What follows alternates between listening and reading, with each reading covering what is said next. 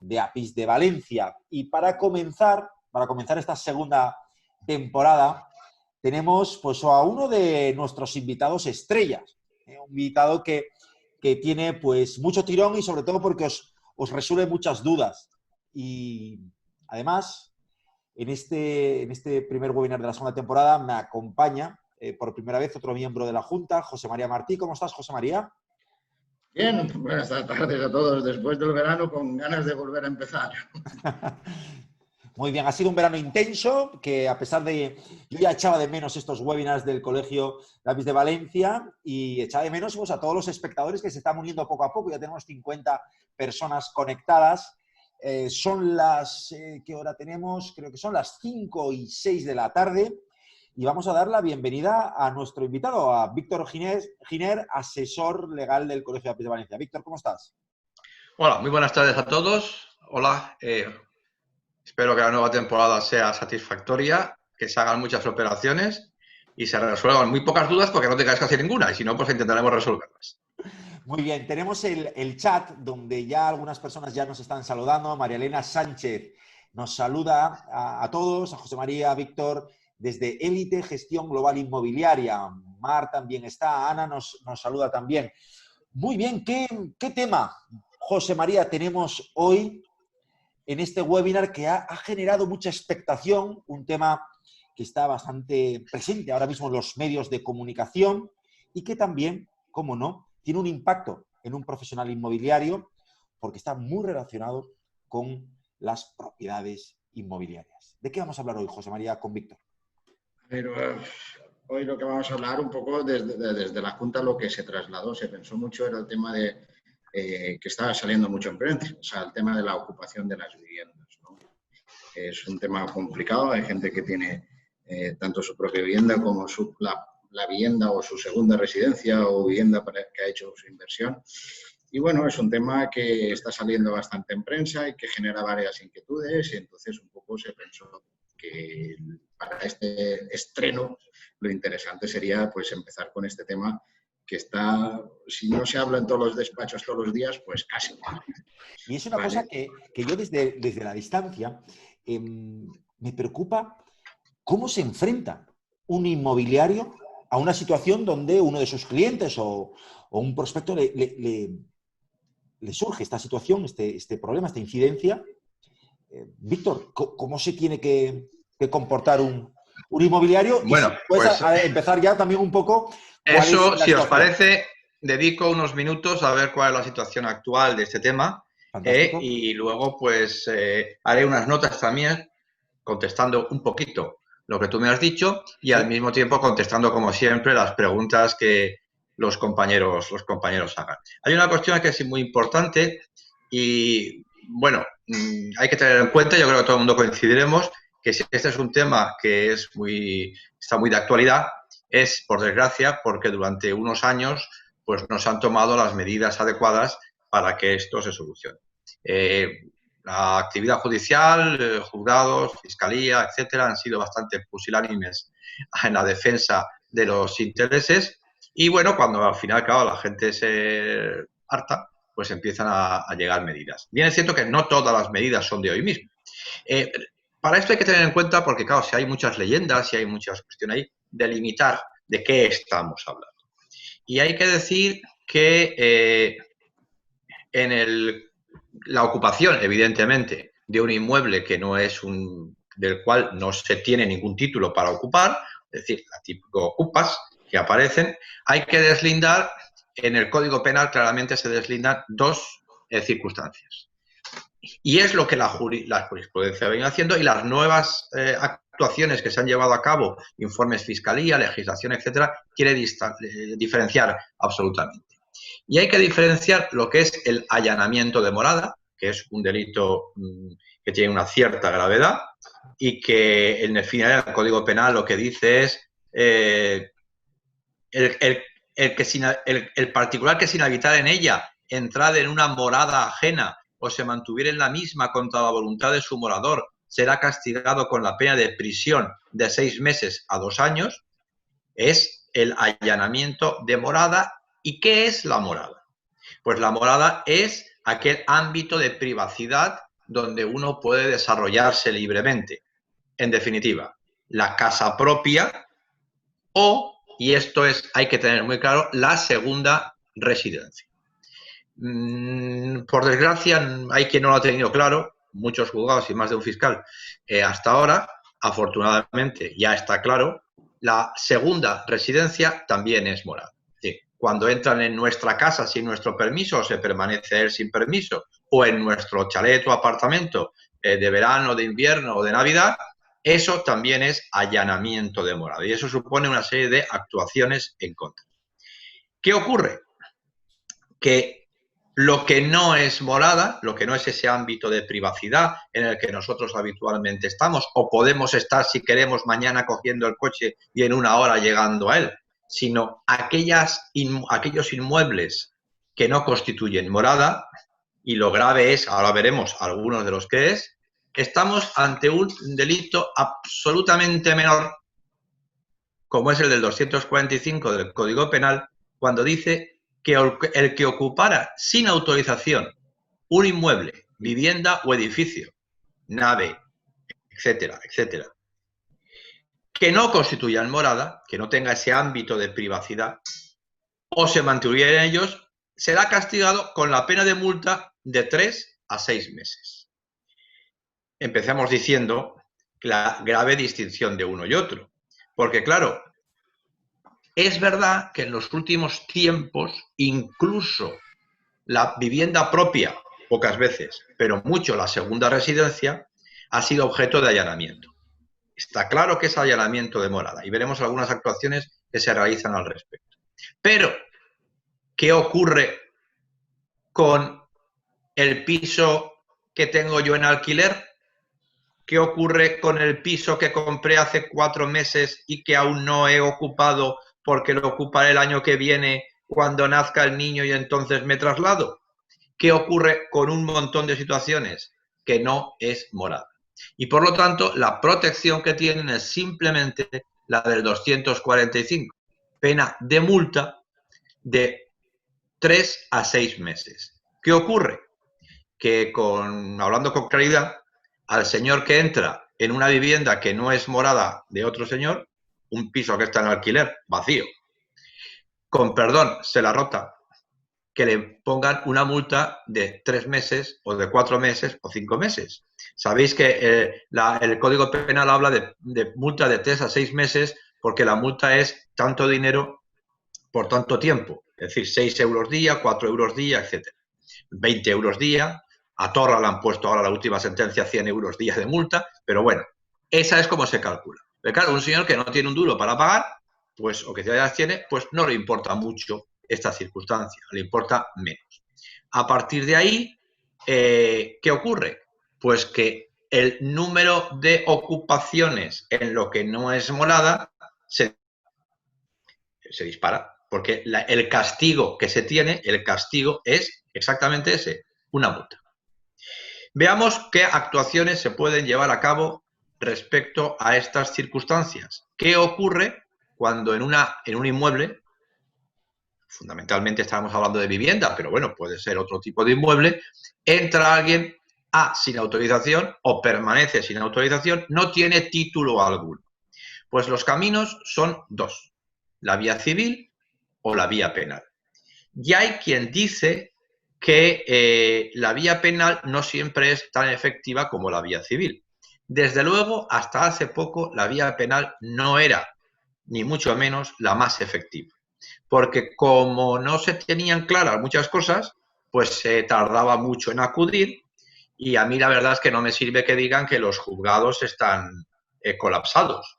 Porque claro, si a un juez le llega un señor diciendo me persigue fulano con una escopeta para matarme, le dan protección. Si le decían, en mi casa acaba de entrar un señor que no tiene nada que ver y quiere vivir en ella, le decían, espérese, vamos a ver lo que hacemos. Hombre, vamos a ver, cierta protección tenía que tener y además inmediata. Medidas cautelares rápidas que, por desgracia, no se llevaban a cabo. Pues bien, en la vía civil sí que es cierto que ante esta circunstancia, la Ley 5 del 18 del 11 de junio determinó un procedimiento civil rápido, teóricamente rápido, para que aquellos moradores indeseables que ocupaban determinados inmuebles fueran rápidamente desalojados. No es una vía penal, es una vía civil.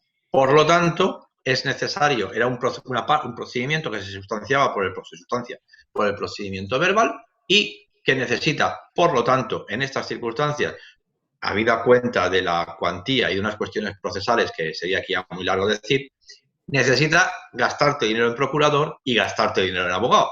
Normalmente para no recuperarlo, hay que decirlo así, porque la otra parte normalmente es insolvente. Pues bien, este procedimiento señala algunas cuestiones. Había que presentar una demanda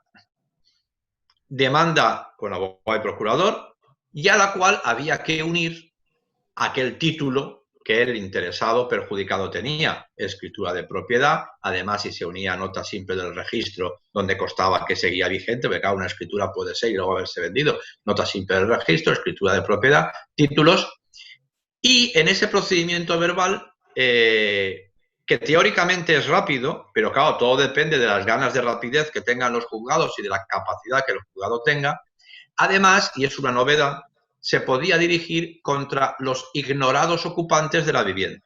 Sabéis que toda demanda tiene que dirigirse contra alguien en concreto. Yo demando al Corte Inglés, al Banco de Sabadell, bueno, como el Banco de Sabadell es amigo, pues vamos a poner otro banco, pero le demando o a Pepe Gómez que me debe dinero. Pero, claro, yo que sé quién está dentro.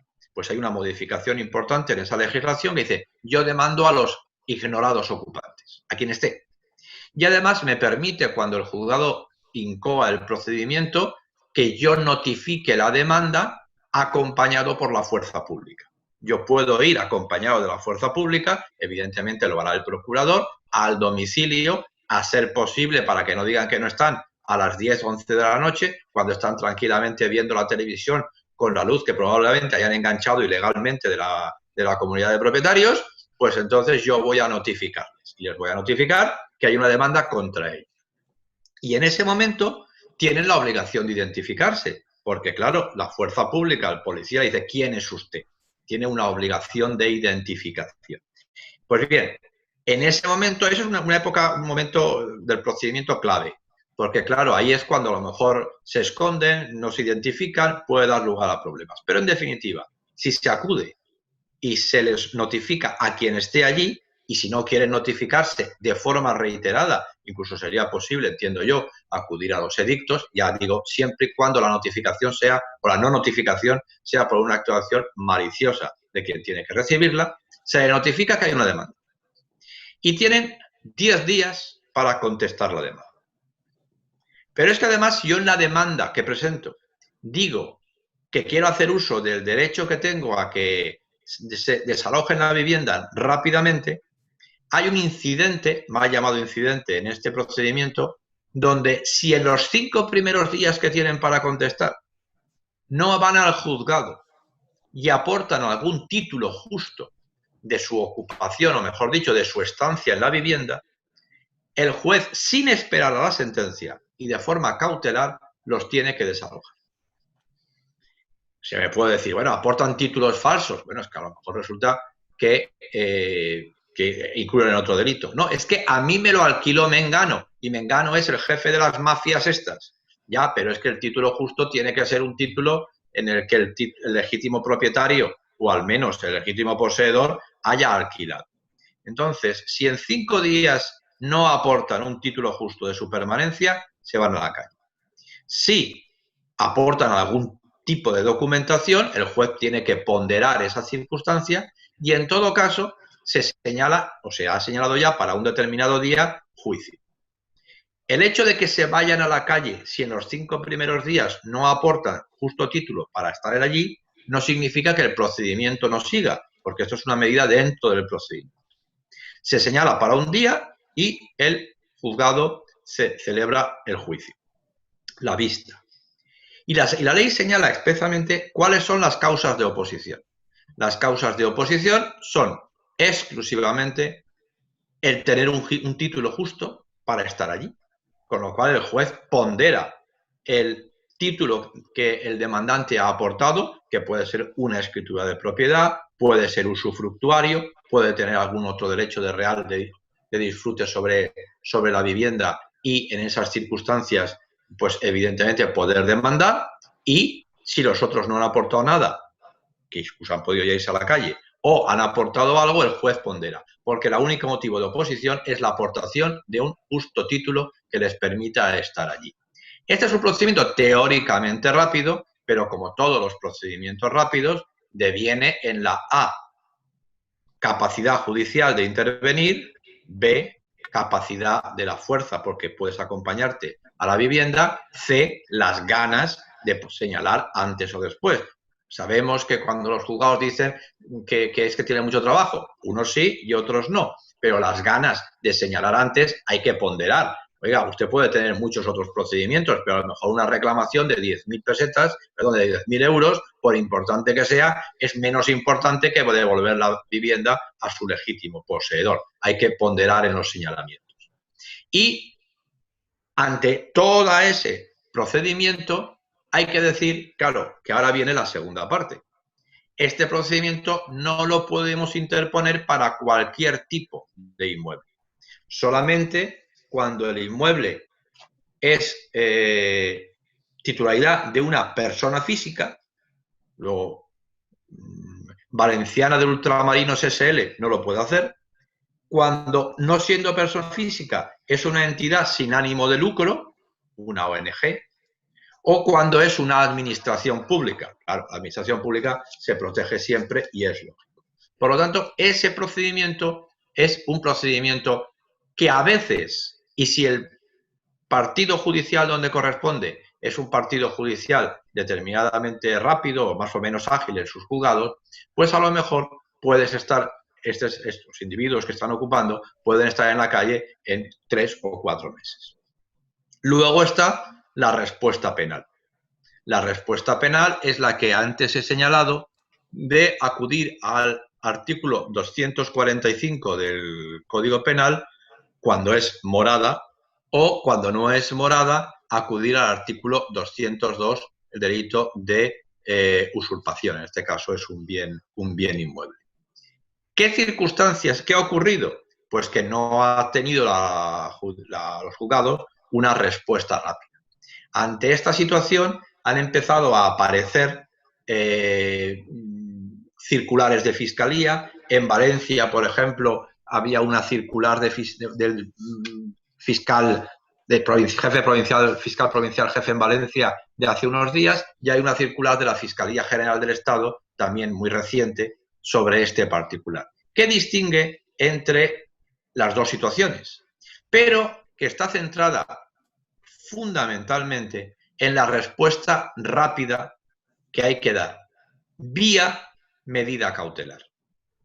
Vía medida cautelar. Porque claro, cuando es morada, deja claro que la segunda residencia lo es y que se permiten medidas cautelares. Lo que está diciendo la circular de Fiscalía, y además es obvio, cualquier abogado que intervenga lo sabe, es que quien interpone la denuncia debe hacerlo con una mínima acreditación de titularidad del bien o de un derecho real sobre ese bien que es legítimo poseedor. Por lo tanto, acompañará la denuncia con la escritura, con nota simple del registro, con el recibo del IBI, con lo primero que encuentre y pueda tener a su disposición. Y en esas circunstancias debe la fuerza pública actuar. Hay que decir que en el procedimiento civil, para que no se nos olvide, el procedimiento civil anterior que hemos dicho, no es posible interponerlo cuando ya ha pasado más de un año de la ocupación. Se trata de un procedimiento de ocupación. Si es que va uno al juzgado y dice, oiga, mire, yo es que hace 6 años que están ocupando pues mire, vaya usted a otro procedimiento, vaya usted al procedimiento ordinario, pero no a este procedimiento más rápido. Y digo esto aquí porque, claro, también en el procedimiento penal no es lo mismo que se diga que me acaban de ocupar un inmueble, luego veremos alguna cuestión en relación con los agentes, que me digan que ya hace años que esto lo sé. Porque, claro, la medida cautelar exige 3 elementos. Uno, una proporcionalidad de la medida respecto al bien jurídico que se quiere proteger. 2, un periculum in mora. Oiga usted, si no actuamos rápido puede ser peor. Y 3, un principio de buen derecho. Es decir, oiga, que dice usted mínimamente la titularidad del bien. o la existencia de un derecho real sobre el mismo. Pues bien, lo que está diciendo la circular de Fiscalía, lo que ahora se está haciendo es incrementando la capacidad vía utilización del artículo 13, fundamentalmente del Código Penal, es decir, de la ley del Código Penal, medidas cautelares, de la ley de enjuiciamiento criminal, la ley de enjuiciamiento criminal, medidas cautelares respecto a estas situaciones. Para que veáis que esto no es nada fácil, muchas veces, ha habido un policía, un inspector de policía, que ha hecho un esquema de cómo actuar. A mí me gustaría enseñároslo porque el esquema es este. Es decir, como veáis, más que un esquema es toda una novela. Eso supone la dificultad que supone muchas veces actuar en estos casos, para la policía y para los que tiene que llevar a cabo estas actuaciones. Pues bien, lo que se está hoy haciendo y la forma de atacar, si se va por vía penal, es denuncia. La policía, si ve que hay efectivamente un principio de titularidad, voy a la policía con la escritura, debe acudir inmediatamente a la vivienda, porque claro, estamos hablando de morada, con lo cual morada es vivienda. Porque luego a lo mejor me preguntáis, oiga, ¿y qué ocurre cuando estamos hablando de despachos, oficinas, fábricas? Es que el artículo 245.2 tiene otro epígrafe. Cuando no es morada, la pena es menor. Y como la pena es menor, pues en el Código Penal habla de morada como máxima protección, y la morada no es ni la oficina, ni el despacho, ni la tienda. Hay un delito específico cuando alguien permanece en la tienda, en el despacho o en la oficina fuera de las horas de apertura en contra del deseo del titular. Pero no estamos hablando de esa circunstancia. Por lo tanto, debe la policía, cuando es morada, acudir directamente a la vivienda y pedir a quien está allí que se identifique y que exhiba un título que le tenga que permitir el estar allí. Es verdad que pueden ofrecer algunos principios de título, fundamentalmente contratos falsos, etc. Pero claro, si el contrato no está hecho por el legítimo titular, lo que está diciendo la Fiscalía es que, ponderando esas circunstancias, se puede llevar a cabo la medida cautelar de desalojo del ocupante. En el tema de la morada no hay excusa. Si usted no tiene título legítimo, medida cautelar, usted se va fuera. Porque claro, algunos juzgados hasta este momento decían, no ya, pero yo es que tengo que ponderar los títulos. Hombre, claro, pero si ponderamos los títulos en un procedimiento de instrucción que dura un año, pues es evidente que entonces la indefensión es absoluta. Pero claro, ¿qué es lo que creo que va a ocurrir? Pues lo que va a ocurrir es que el allanamiento de morada va a disminuir con todas estas circunstancias, con todas estas denuncias, con todas estas... No digo que no exista, pero va a disminuir. Pero lo que sí que es cierto, al mismo tiempo, es que se va quizá a mantener el supuesto de ocupación ilegal de viviendas que no son moradas. Y es ahí donde, como antes luego diré, tenemos que intervenir. Porque la pena es muy pequeña y ahí es verdad que la circular de Fiscalía señala claramente que hay que también adoptar medidas cautelares. Lo que pasa es que la circular de Fiscalía dice que las medidas cautelares tienen que ser proporcionadas, ponderadas las medidas, y esencialmente defiende aquellos supuestos que son defendidos por la legislación civil. Personas físicas, ONGs, entidades sin ánimo de lucro o administraciones. Aquellos supuestos donde el titular, por ejemplo, un banco, tiene un visus en venta, hay que ponderar si efectivamente en ese delito de ocupación debe actuarse de forma inmediata o debe esperarse a que se lleve a cabo algún tipo de instrucción que avance el conocimiento del caso.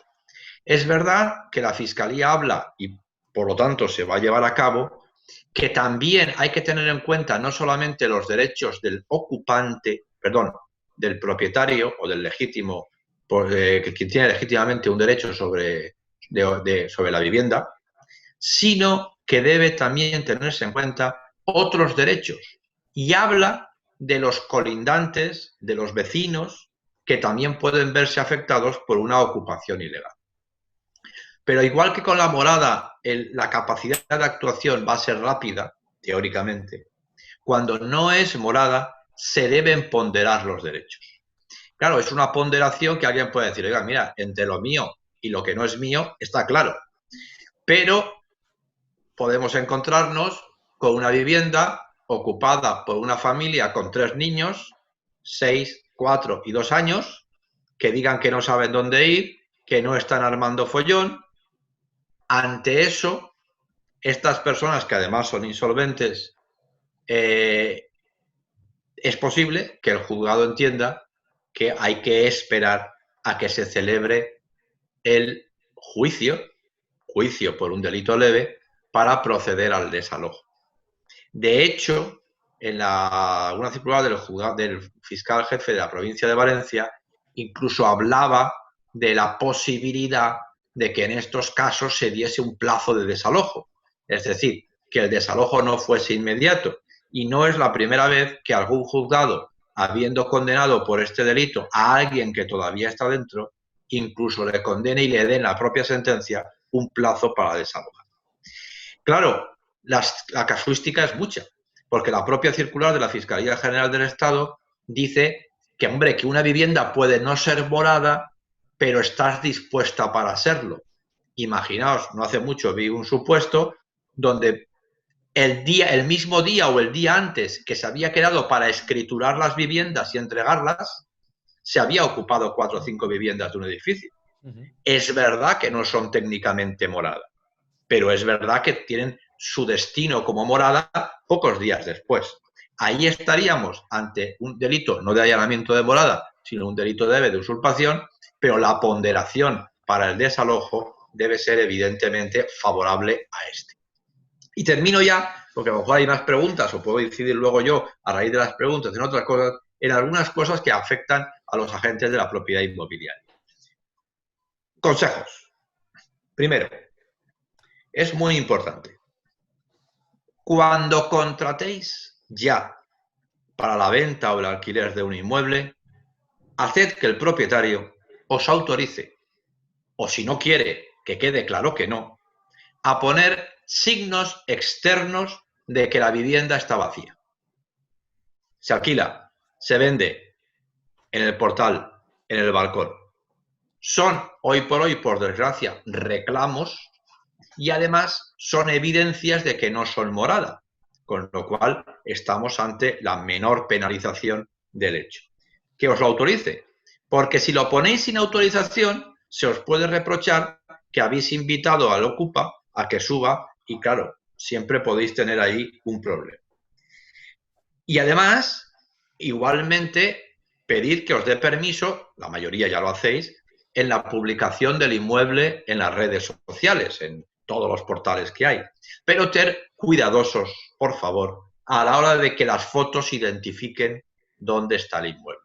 Muchas veces entramos en portales y sabemos o podemos adivinar dónde está el inmueble. E igual que los rateros, los carteristas, pues van detrás de nosotros durante varias manzanas hasta que nos descuidamos, pues alguien que quiere llevar a cabo una actuación de este tipo se mete en un portal y fácilmente puede identificar una vivienda. Sed cuidadosos en la identificación en portales de la ubicación de viviendas, sobre todo cuando están vacías o no son moradas. Eso es importante. Segundo, eso cuando en el momento de contratar con el propietario. Segundo, cuando ya tenéis el contrato, no hace falta decirlo. Sobre todo en tema de alquiler, en venta no se suele dar. Las llaves se entregan en el momento de la firma del contrato. Jamás, jamás se entregan las llaves sin firmar un contrato, aunque mañana se vaya a firmar. ¿Es que tengo que pintar antes? No. Salvo excepciones, no. Porque tú no sabes si ese señor al que le has entregado las llaves va a ocupar la vivienda y además va a alegar una legítima posesión en atención a las propias llaves que le habéis entregado. Claro, además, tener en cuenta que como los individuos que hagan esto, las personas, querrán alegar siempre una cierta, primero que no es morada y en segundo un cierto título, tener en cuenta, por ejemplo, comunicaciones como la siguiente: llamadas telefónicas donde se interesan por algún inmueble. Preguntas como: ¿hace tiempo que está vacío? ¿Llevas muchos años sin uso? Es inevitable, las hacen. Pero claro, contestar que sí y grabarlo supone que ya estamos ante una situación y si están dentro, alegarán que no hay por qué desalojarlos rápidamente cuando el inmueble lleva años y años vacío sin ninguna utilidad social. Se les desalojará tarde o temprano, seguro, pero a lo mejor esa medida cautelar penal no se puede llevar a cabo porque el delito es el de usurpación y por lo tanto se esperará el juez a lo mejor al final a la sentencia para hacerlo. Salvo que hayamos interpuesto el procedimiento civil, en cuyo caso, claro, no hará falta siempre y cuando el titular sea persona física, no sin ánimo de lucro, entidad sin ánimo de lucro o administración, que más difícilmente llevaréis, pero podéis llevar también. Cuidado con estas cosas. Si el propietario está fuera, tener a mano documentación para poder evitar estos casos. Es que el propietario vive en Alemania, vive en Burdeos, vive en Lisboa.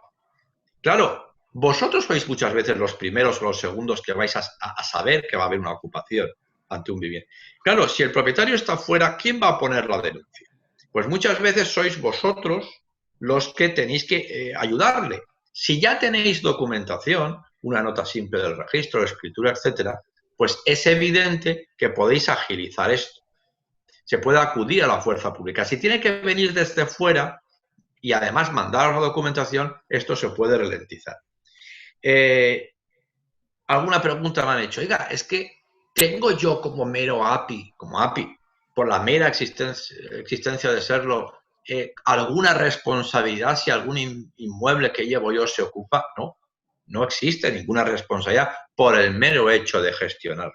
Pero lo que tenemos que procurar es que no exista y, por lo tanto, llevar a cabo mucho cuidado en los temas de las llaves, en los anuncios y en poner en el mercado indiscriminadamente en manos de personas desaprensivas este tipo de inmuebles. Porque, ya digo, no quiero entrar mucho en temas jurídicos de más enjundia, pero la existencia de que no sea morada, cuando no es morada, la protección es mucho más débil. Este es el esquema que quería deciros. A partir de ahí estoy a vuestras preguntas. Muy bien, pues muchas gracias por toda esta información, Víctor, y sobre todo, quedándonos ya en la parte final de los consejos. Creo que yo he tomado nota de este tema del cartel, ¿no? Que normalmente es una herramienta muy útil para el inmobiliario, pero que ahora mismo preocupa tanto al propietario como a la sociedad, ¿no? Esta situación de identificar una vivienda que está vacía o en venta. Y por lo que dices, pues claramente pone en riesgo, ¿no? al propietario. Ese cartel de venta ya reduce, ¿no? la sanción y eso es un problema, ¿no? Que tenemos que resolver. José María, me gustaría, desde tu punto de vista como profesional inmobiliario, las situaciones que te has enfrentado, te enfrentas, sobre todo de tus clientes, con respecto a los miedos o a situaciones que han vivido con la ocupación. ¿Hay alguna cuestión que te gustaría trasladar a Víctor y que pudiese ser útil para todos los espectadores? Yo he tenido una ahora hace reciente, muy poco, ¿vale? Justo un inmueble que tengo a la venta, justo es donde administramos nosotros, ¿vale? Lo que pasa en inmuebles de segundas residencias, vecinos que se dejan las llaves unos entre otros, pues si pasa algo, vas y eches un vistazo a la casa, ¿vale? Pues el hijo de uno de los vecinos cogió las llaves de otra vivienda y se metió dentro, ¿vale? entró con llave, ¿vale? Al final sí que se marchó, ¿vale? Voluntariamente se marchó, pero el miedo que había es que pudiese alegar pues algún tipo de conocimiento porque entró con llave, ¿vale? Porque aquí el problema que tienes es que en segunda residencia sí que es verdad que hay muchas viviendas vacías, ¿vale? Están 8 o 9 meses vacías. Algunas son de extranjeros que puede ser que estén 2 años vacías, ¿vale? Entonces ahí sí que se crea a veces la posibilidad de poder tener una ocupación y no saber qué aconsejar. Y la otra una pregunta que tenía es si el ocupa causa daños al inmueble, ¿vale? Si en la propia reclamación o la de eso se pueden introducir o el propietario tiene que hacer utilizar otra vía para la reclamación de los daños que le pueda causar. No te oigo. Víctor, tienes que activar el audio. Se ha silenciado. Ahora. ¿Ahora? Sí, ahora. Sí. Te refieres vía civil, claro. Sí, vía civil. Vía penal, si se actúa vía penal y al entrar la vivienda se ha destrozado, estamos ante un delito de daños, claro, pero ante un posible delito de daños. Pero si lo que estamos hablando es de si en el procedimiento civil, no, el procedimiento civil es un procedimiento para recuperar la posesión en estas circunstancias de forma rápida. Si una vez dentro existen daños, ocurre lo mismo que cuando desahuciamos a un inquilino y entramos en la vivienda. Todos hemos visto supuestos donde el inquilino enfadado porque le hemos tirado fuera, pues hace un año que no está pagando, pues ha puesto pintadas en las paredes, se ha llevado no sé cuántas cosas. Entonces ha cometido un delito de daños.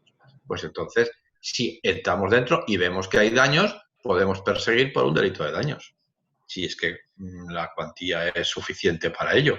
Otra cosa es que consigamos el resarcimiento porque lo ocupa normalmente es insolvente. No, pero me refería, Víctor, porque en principio si hay una ocupación y al final hace un delito y se le coge la pena leve, ¿se le incrementa el tema de los daños o eso? No, la pena es por la ocupación. Los daños es un delito distinto.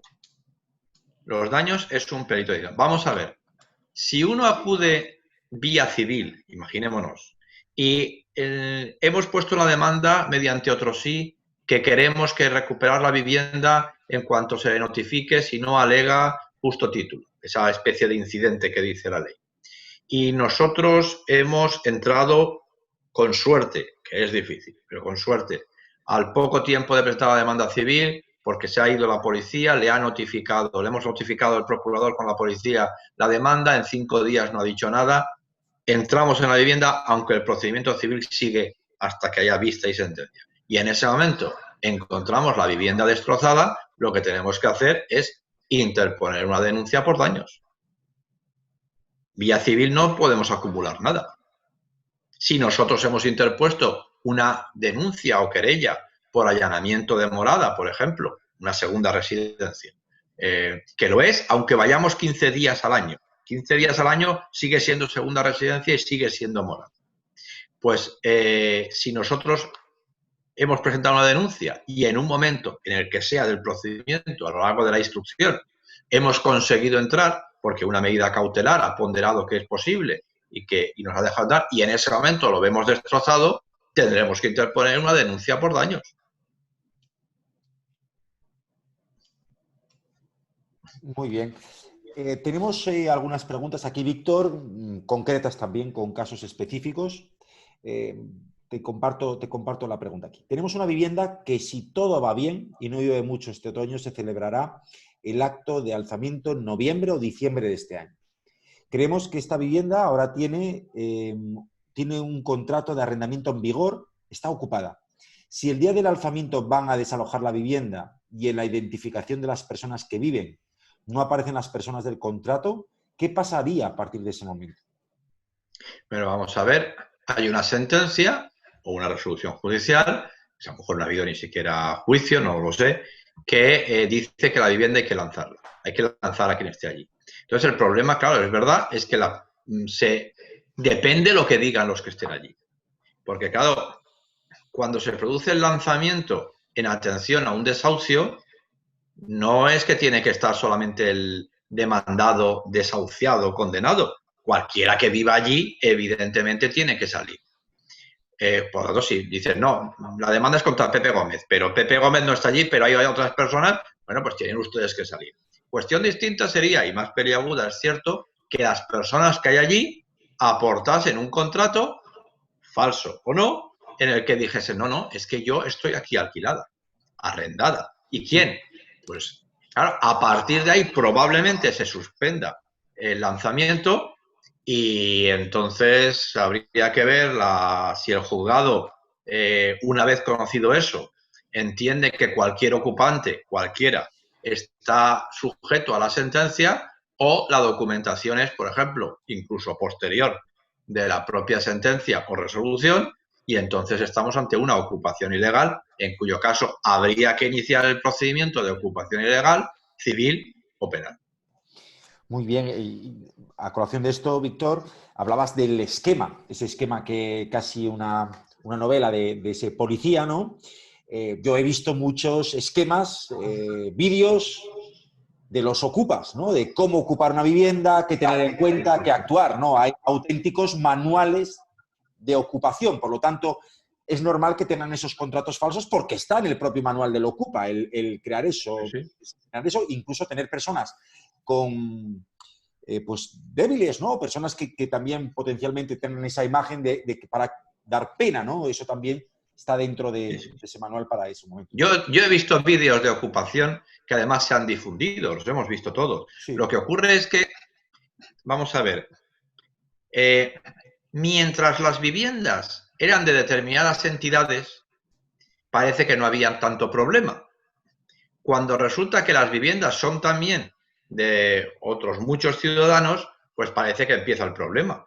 Pero claro, si el problema se hubiese cortado en su día, a lo mejor hoy no hubiese llegado donde ha llegado. Es decir,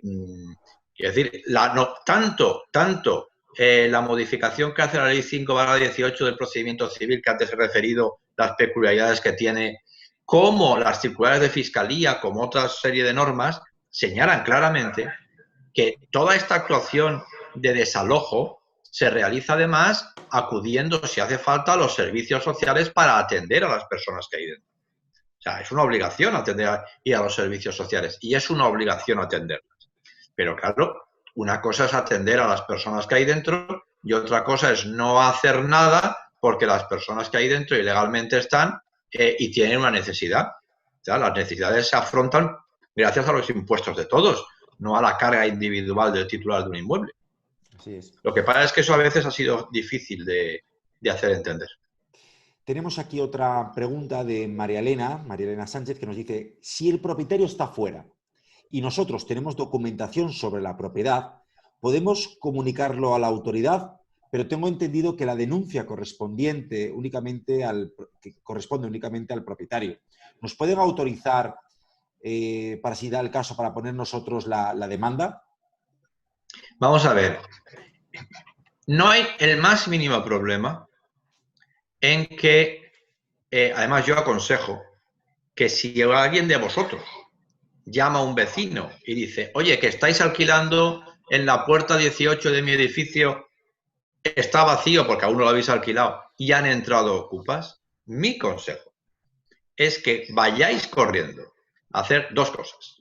Una, ir a la policía con el contrato en el cual vosotros habéis aceptado, o sea, contratado la mediación inmobiliaria en el alquiler. Os identificáis, decís que tenéis una gestión de venta o de alquiler, aportáis la documentación y decís que en ese mismo momento se está llevando a cabo un delito, que es la ocupación. Y se pone en conocimiento de la policía esa circunstancia.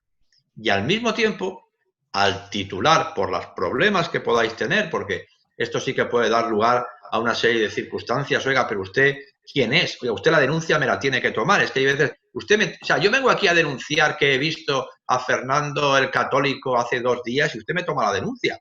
Pero luego ya veremos lo que usted hace. Bueno, pues a partir de ahí, pedís al propietario que en la medida que pueda, si es que no puede desplazarse porque está fuera, que os haga un poder de representación a los efectos de denunciar, demandar, llevar a cabo todas las actuaciones precisas. Un poder normalmente se hace en 24 horas, 48 horas. Se puede mandar por mensajero. Es decir, si eso ocurre, en 3-4 días podéis tener ya el poder. Si es que no ocurre, que cerca haya otro familiar u otra persona de su confianza. Si no hay nadie más, se os puede hacer naturalmente la representación para esto concreto. No hay ningún problema en eso. Pero vosotros empezad haciendo la denuncia. Muy bien. También creo que tiene relación, en este caso, cómo pueden actuar los vecinos como parte afectada, ya que la mayoría de las veces son los primeros en alertar de la ocupación. Entiendo que también iría por ahí, ¿no? Que sean los primeros en poder denunciar esa situación. Claro, vamos a ver, en estas circunstancias también está saliendo en la prensa, circunstancias donde hay zonas donde los propios vecinos que ya han visto que no hay ni una ni dos, sino que hay varias ocupaciones, pues se han movilizado ante eso. Vamos a ver, todo depende muchas veces de las circunstancias del ocupa, si es más o menos beligerante, pero evidentemente que si unos vecinos, porque además la circular de la Fiscal General del Estado señala que una de las cuestiones que hay que ponderar para una medida cautelar de rápida intervención y de desalojo es precisamente las posibles molestias que haya con los vecinos. Claro que los vecinos pueden acudir, el presidente de la comunidad, el administrador, si es un complejo, las personas que los representen, a la policía y decir, está ocurriendo esto, porque está poniendo en conocimiento una noticia criminis. La ocupación es un delito. Nadie dice que la ocupación no sea un delito. Que haya un camino civil, de procedimiento civil, es porque hay un principio de intervención mínima y hay un procedimiento civil, pero no significa que no se esté cometiendo un delito, aunque sea leve, porque no sea morada, pero claro que hay un delito ahí, eso que a veces nos olvidamos. Muy bien. Francisco nos comenta, hay un cerrajero que le aconsejó que si ocupaban un inmueble, que le llamara para cambiar la cerradura y acto seguido denunciara que le han cambiado la cerradura. ¿Qué te parece esa estrategia? ¿Qué quieres? Yo esos caminos extraños prefiero no seguirlos. Yo esos caminos extraños prefiero no seguirlos. Yo creo que lo que hay que ir es a las vías que hemos hablado antes. Porque, vamos a ver, cambiar la cerradura y denunciar que otro me ha cambiado la cerradura, eso es una denuncia falsa. Quiero decir, estás denunciando un delito que no ha, o sea, un hecho que no ha existido. Luego incluso te puede revertir a ti en contra porque estás denunciando algo falsamente. Y además que otras cosas que llaman la atención con este movimiento Ocupa es el asesoramiento legal que tienen, ¿no? Porque parece que cuentan con mucho apoyo legal en algunos casos. Es que hay abogados para todo. Hay abogados para todo. Entonces, ¿qué quieres que te diga? Pues así es, así es. Vamos que tenemos aquí un par de ellas más y luego a ver si José María nos quiere cerrar con alguna reflexión que pueda compartir contigo, Víctor. Para el supuesto de allanamiento de morada en segunda residencia, ¿la ley marca unos mínimos de días de uso o distancia máxima? No. Vamos a ver. Segunda residencia, o sea, todo ámbito de privacidad, donde yo tengo la libertad de estar cuando quiera y además puedo estar. Pero claro, vamos a ver, una segunda residencia no es un piso vacío, no lo podemos hacer pasar, no, mire. Pero, oiga, no, es que yo tengo un apartamento en el que me voy solamente 6 días a esquiar al año. Y tengo la capacidad económica de tener un apartamento donde voy 6 días a esquiar al año. Es segunda residencia y es allanamiento de morada. Bien. Carlos Bernat dice, si un inquilino subarrienda sin permiso, o sea, ilegalmente a otros, ¿se puede desalojar a los subarrendados irregularmente? Vamos a ver, lo que se puede es presentar la correspondiente demanda civil contra el arrendatario a fin de resolver el contrato de arrendamiento por haberlo incumplido. Ahí, tener en cuenta que para que exista delito, tiene que haber un elemento clave y es que el que ha cometido el hecho sea consciente de que no tiene título justo para estar. Y claro, el subarrendatario no tiene por qué ser consciente de que el arrendatario no tiene capacidad de subarrendar. Hombre, podríamos decir, ya, pero que le explique, que enseñe el contrato y ahí se verá si tiene derecho o no. Pero entraríamos en una discusión un tanto difícil. Yo creo que lo más rápido es acudir al La vía penal podía tener sus problemas, yo creo que sería difícil, y la vía civil es presentar una demanda contra el arrendatario por haber incumplido el contrato. Muy bien, vamos finalizando con las últimas porque estamos ya a 5 minutos de las 6 de la tarde. Andrés Pérez, en caso de que un comprador que adquiere una vivienda con ocupas, en caso de un comprador que adquiere una vivienda con ocupas y se produce un incendio o cualquier otro daño en la comunidad, ¿tendría responsabilidad subsidiaria el propietario por los daños ocasionados por el ocupa? Vamos a ver. Tal y como está planteada la pregunta, yo entiendo que no, salvo que el incendio se haya producido porque el inmueble tenga un defecto. Quiero decir, si lo que ocurre es que hay un problema en el inmueble, intrínseco del inmueble, que da lugar al incendio, la obligación de todo propietario es que el inmueble esté en condiciones. Si es las actuaciones llevadas a cabo en el interior del inmueble entiendo que va por ahí. por el ocupante, por el ocupa, no, porque no ha llevado a cabo ninguna actuación negligente. Es más, si incluso hubiese ya presentado demanda o hubiese denunciado, pues eso le exoneraría de cualquier circunstancia de problemas. Tiene sentido. Fernando Brosel comenta, buenas tardes, en el caso de una ocupación ya materializada, ¿tiene Víctor opinión sobre los servicios profesionales de Desocupa, bloqueando el acceso a los ocupantes mediante controles de acceso a los inmuebles? Es decir, entiendo que va por esta empresa. No tengo opinión en el sentido de que sé que a veces se utilizan, sé que hay señores de 2 metros de ancho y fuertes hombros que impiden. Bueno, están ahí. Yo prefiero no pronunciarme. Sí. Hay gente a la que le ha sido eficaz y hay gente a la que no. La verdad que el marketing que están haciendo en redes sociales es un marketing muy emocional, siempre hablando de las actuaciones que tienen, donde resuelven problemas de personas pues también debilitadas, ¿no?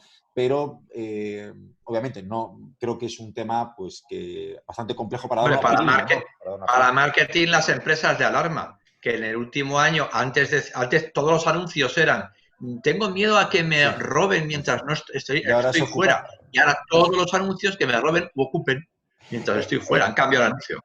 En ese sentido, hablando de las alarmas y el tema de la ocupación, con los contratos de alquiler, que también he visto que las alarmas también están hablando ya para los inquilinos, ¿no? ¿Crees que es recomendable también, no? Bueno, sí, claro, vamos a ver, estamos igual. Si un arrendatario tiene miedo porque se va 15 días fuera, claro, es que... Está en la misma es decir, perjudicado también puede ser. Pero yo me gustaría, esto es una... Yo creo que dentro de un año, año y medio, habrá menos ocupaciones porque quien ocupa, la mayoría de ocupaciones van a desplazarse hacia inmuebles que no sean residenciales. Porque espero que la respuesta judicial sea más rápida, que no sea morada, quiero decir. Que la respuesta judicial sea más rápida que ha sido hasta ahora, que ha sido francamente defectuosa.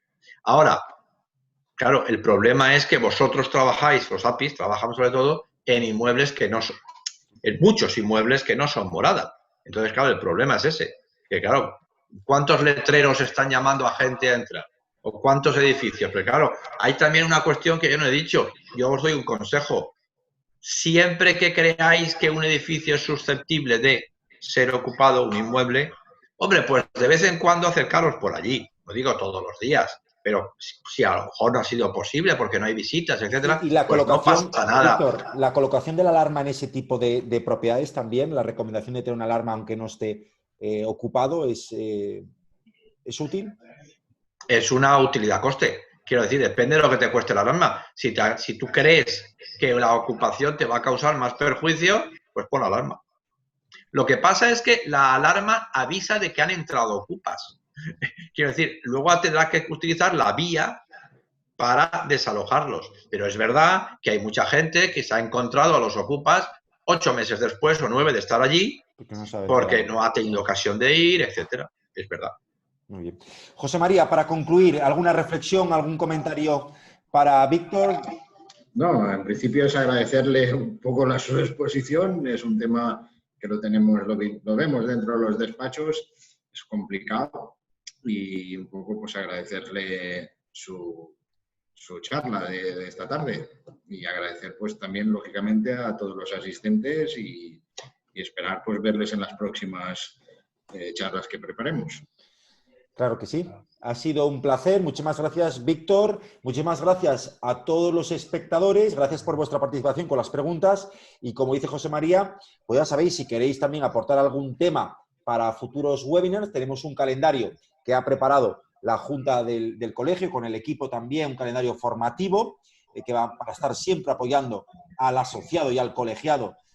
Y además, pues con estos webinars que iremos haciendo cada 15 días, y tendréis el calendario y os iremos informando. Así que muchísimas gracias por estar aquí con nosotros y nos vemos en el próximo webinar. Gracias. Vale, hasta luego, buenas tardes.